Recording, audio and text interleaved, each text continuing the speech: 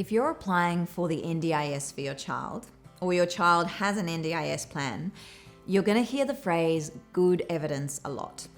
You'll need to show good evidence of both your child's disability needs and good evidence of the care that you provide.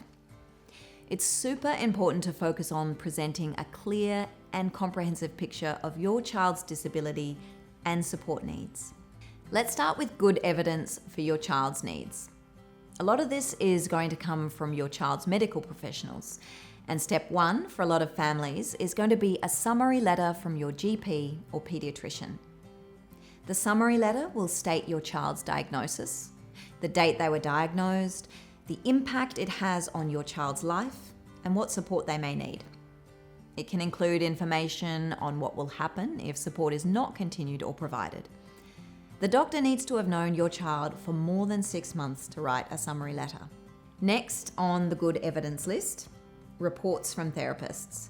These reports focus on how the disability impacts your child's capacity to do everyday things and can include recommendations for the support that will help them to meet their goals. These reports might also include details about assessments that measure the child's current level of independence and areas where they require support. All the information you provide as evidence should be current, which means no more than 2 years old.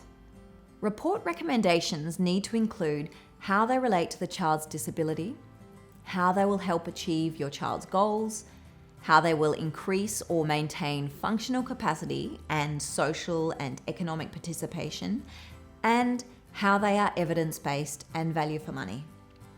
It's okay to ask for your planning meeting to be postponed if assessments and reports take longer than expected. It's important that the NDIS has all the information to get a clear picture of your child's needs. You can also provide evidence yourself. Have a think about examples of how your child's disability impacts their daily life, including personal care, hygiene, meal preparation, and more. How about information about your child's needs for assistance with daily living activities? This is also your chance to provide evidence of how much work you do to care for your child. The information you provide yourself will be an important source of evidence that the care you provide is greater than what is normally considered parental responsibility. The NDIS will look at whether your child's needs are greater than those of a similar age child because of their disability.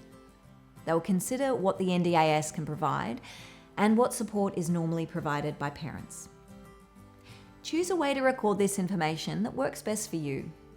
This might be a spreadsheet recording how much time you spend caring for your child.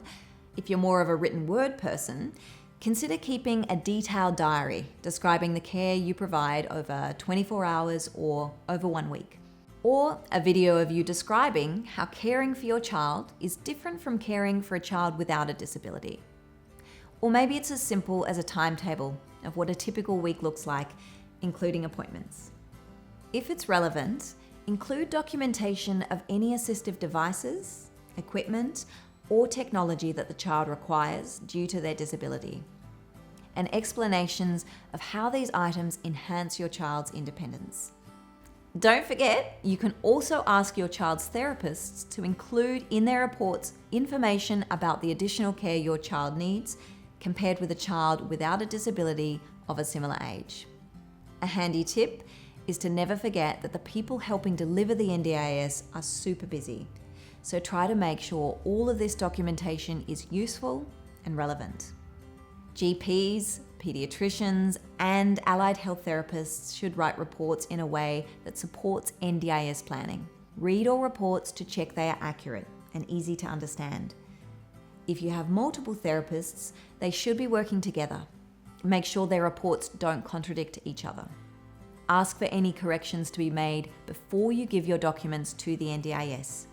You can also ask for a summary paragraph at the start of the document.